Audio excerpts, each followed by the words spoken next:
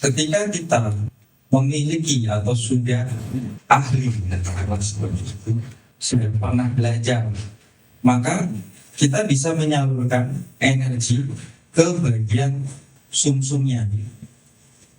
Makanya cakra itu yang dibuka adalah bagian ini. Kalau di aku ya, kalau di tempat lain aku kurang tahu. Misalnya di ilmuwan yang lain, kita membersihin dulu bagian ini. Ini kita sebut sebagai bola lampu. Jadi seperti cahaya. Makanya tubuh manusia itu kalau di googling itu memancarkan cahaya. Hanya saja nggak bisa dilihat oleh mata. Nah, cahaya ini yang terpancar dari cakra, yang akhirnya menjadi aura atau warna di sekitar tubuh.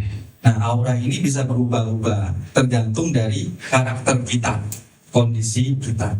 Kemudian cakra ini kalau di Jawa disebut sebagai sulong. Ini zaman dulu orang Jawa udah ngerti, makanya buat dikit-dikit Jawa gitu. Karena keilmuan yang menurutku paling tua. Sulo itu artinya cahaya. Jadi sebenarnya leluhur kita udah mempelajari bahwa tubuh kita itu bisa bercahaya. Kita ngebersihin ini bola-bola lampu ini, ibaratkan ini dibersihin supaya terangnya itu keluar. Terus kabel-kabel yang menghubungkan antara sakralnya sama lampunya itu bersih jaringannya. Kalau dalam tubuh kita darahnya lancar. Terus ketika ini udah bersih, kedua ini satu, ini dua, baru yang ketiga itu membersihkan di area jalur sumsumna kalau bahasa kerennya, atau jalur tulang belakang, membersihkan sumsum, tulang sumsum. Kalau kita pergi ke Cina mempelajari keilmuan pasti juga diajari begini. Cuma dikit-dikit dukun, dikit-dikit jadi nggak dipelajari gitu. Kalau di sana kan diteliti gitu, akhirnya lebih dihargai di sana. Ketika kita membersihkan aliran sumsum yang ada di tulang belakang dari lumbar pertama yang di bawah, ini di tulang ekor, karena ini yang paling vital, yang kita sebut sebagai cakra dasar.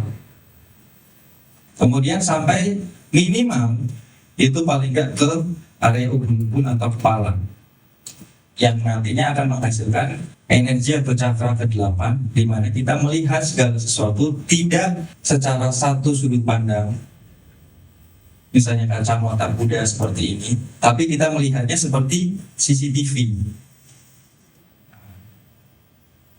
360 derajat. Kita bisa memahami, merasakan apa motivasi seseorang.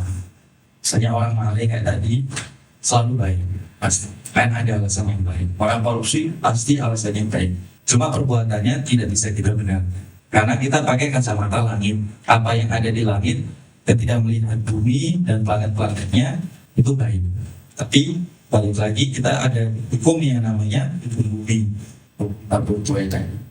Jadi intinya adalah ketika ini udah bersih dan kita bisa menjaganya, maintenance, maka alirannya pun akan lancar kembali. Entah dia sembuh atau tidak, itu urusan dia sama Tuhan. Karena kan kita hanya berusaha seperti itu. Tapi dari sepengalamanku membantu teman-teman yang dia ada autoimun, yang kulitnya emar-emar itu bisa membaik. Padahal dia udah ke Amerika, mana dokternya kan jangan kasih tahu nanti aku viral. Kita menjaga ini, pancaran ini, yang orang modern sebut sebagai vibrasi dan frekuensi serta energi. Nah, vibrasi, frekuensi, energi inilah yang memancarkan cahaya ini. Cahaya inilah yang ditangkap oleh alam semesta atau kehidupan kita, realitas kita. Makanya di film Neo, di The Matrix, realitas kita tergantung dari persepsi kita, belief kita. Bisa di-hack orang, bisa dibajak, bisa juga kita yang memegang kendali atau keluar dari dunia tadi menjadi hidup kembali. Asalkan ya tadi kita melepaskan program-program itu tadi, karena kan kita selalu diprogram, entah program baik atau buruk. Kita nonton TV, lihat sosmed, itu kita diprogram. algoritmanya memprogram kita. Tinggal kita memprogram diri kita sesuai dengan yang kita inginkan atau memprogram yang tidak diinginkan. Positif atau negatif tergantung kita ini.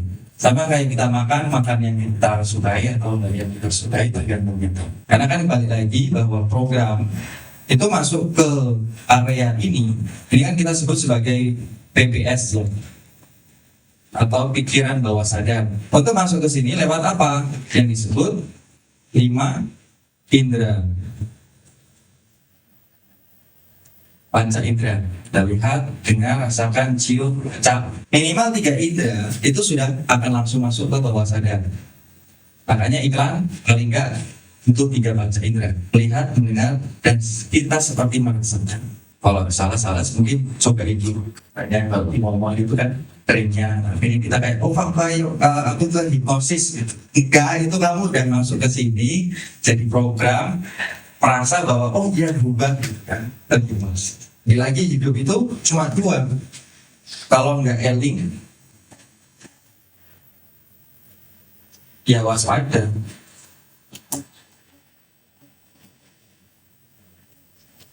Dua ini doang. Eling itu sadar sama diri sendiri, sadar saat ini. Kadang orang udah terlalu senang banget, senang itu kan eling, dia kembali ke seperti anak kecil, happy. Tapi lupa, karena saking happy-nya jadi nggak waspada.